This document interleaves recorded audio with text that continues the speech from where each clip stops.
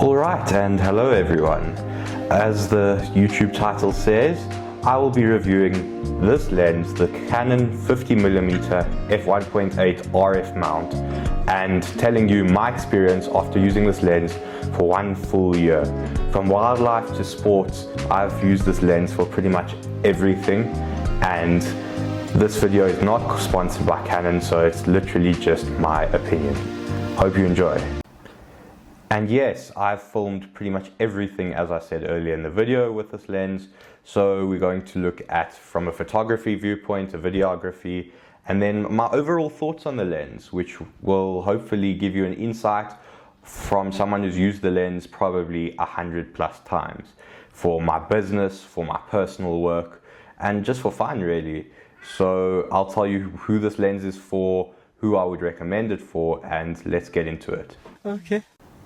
Let's get all the technical stuff out the way.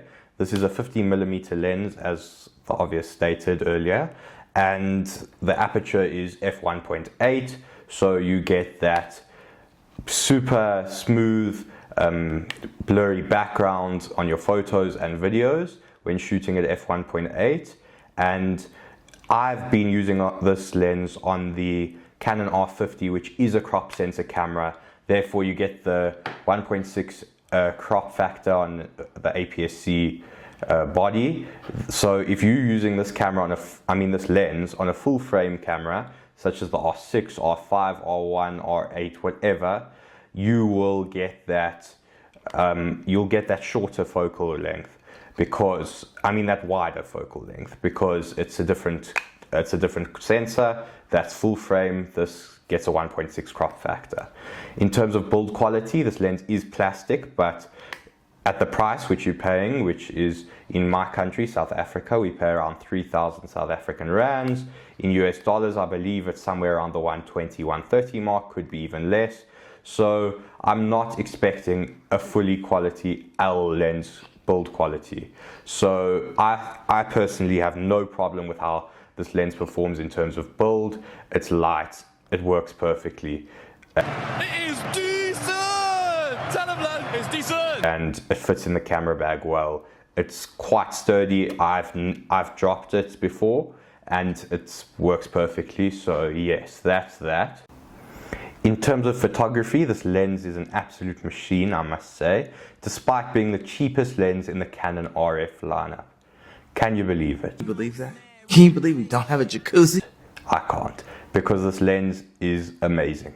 So from photography aspect, I managed to use this lens from sports to macro to even I did some portrait shoots with this lens just to test it out. The sports was paid, but the rest of it wasn't. And I must say, I really, really love it. The aperture allows you to get that creamy, whatever you call it, background. Let's just stop and analyze what's just happened there. Soft background with the bokeh. The bokeh is really incredible. I'll put some images up, and yeah, the one thing I will say about this lens in terms of photography and videography is try not to shoot at 1.8 exactly. I know it's tempting, but if you can shoot at f2.2, I don't think it makes much of a difference. The reason being is sharpness. Because it's not the most expensive lens, it manages to sometimes get a little bit less sharp at f1.8 wide open. So I would recommend shooting f2.2, f2.5, even f2 should be fine. But yeah, that's my experience. I never really shoot f1.8 and I still manage to get that bokeh background. So yes, that's that. In terms of focal length, it's very versatile. You can get wide images, if you can get up close to any of your subjects. It all depends how you position yourself, and obviously this lens will never make you take better photos. As any gear, I believe it's the skill of the photographer and using this lens to your advantage. So that's that. Now on to videography. I've used this lens mainly in terms of video in the basketball and sports in general video industry, because that's what I do for my work. and I have done a lot of paid work. I shot for the Basketball League of South Africa with this lens, and I only use this lens, believe it or not, never anything more. And let me tell you, this lens performs incredibly. In terms of aperture and settings I used, obviously I used the video settings, the FPS, double your frame rate, the 180 shutter rule, but that's for another video. That is a fact! But in terms of aperture, I generally, for something fast moving like basketball where you're switching, I generally shot at f4. Because I would find that it would kind of lose, when you lost focus or whatever. Generally I found the autofocus great, obviously, but when you lost focus, you could make up with it at f4. At f2.8, f2, only if the light was absolutely terrible, in certain instances it was, then I would switch to this, or anything below f4. But f4 was my ideal scenario for this, for basketball videography and sports videography in general. I did a few other sports shoots with this. And in terms of other videos, such as wildlife, that I also performed incredibly. The focusing, just the image quality it came out with was absolutely incredible. So yeah. Now onto my portfolio with the lens. I have taken photos across the world with this lens. To be honest, I used it on my travel journeys to London and Lisbon, and then obviously in South Africa. I used it for wildlife, macro, you name it, I used it pretty much, portrait.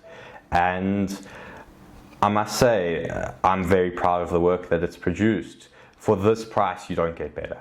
I'm putting it that simple. You do not get better than this lens. And would I recommend it? Who would I recommend it for? Professionals? Maybe not. I personally, I'm not a professional, but I do this part-time, I do some paid work. So if you want to call that professional, then you may as well, whatever you want. But maybe, I mean, I could still get away with it using a lens like this. Maybe if you have the budget, you may as well go for the 1.2, but I believe that's over $1,000 more than what this costs, $1,000 US. So I think it's for anyone. If you need to shoot pretty much anything from landscape to whatever, really whatever, I truly believe this lens does no harm to your wallet and your camera bag if you want to get into photography. Beginners, I recommend using this lens and the 35 millimeters for basically anything. Yes, it's a prime lens, so you can't zoom in and out. Maybe if you're a beginner, you'd prefer a zoom lens, but I still believe that this builds a lot of skill learning how to shoot with a 50mm f1.8. It's taught me so much. If I show you my photos beforehand and I show you from using the kit lens, it's night and day. It's night and day. It should be your first upgrade from a kit lens, I believe, if you at this budget, and that's that. Thank you so much for watching. I will definitely be posting in the near future. Any engagement would be much appreciated, and I really hope you guys enjoyed. Hopefully it gave you insights, and any questions I will be answering in the comments. Are you? An idiot sandwich. Anyways, enjoy and have a great week.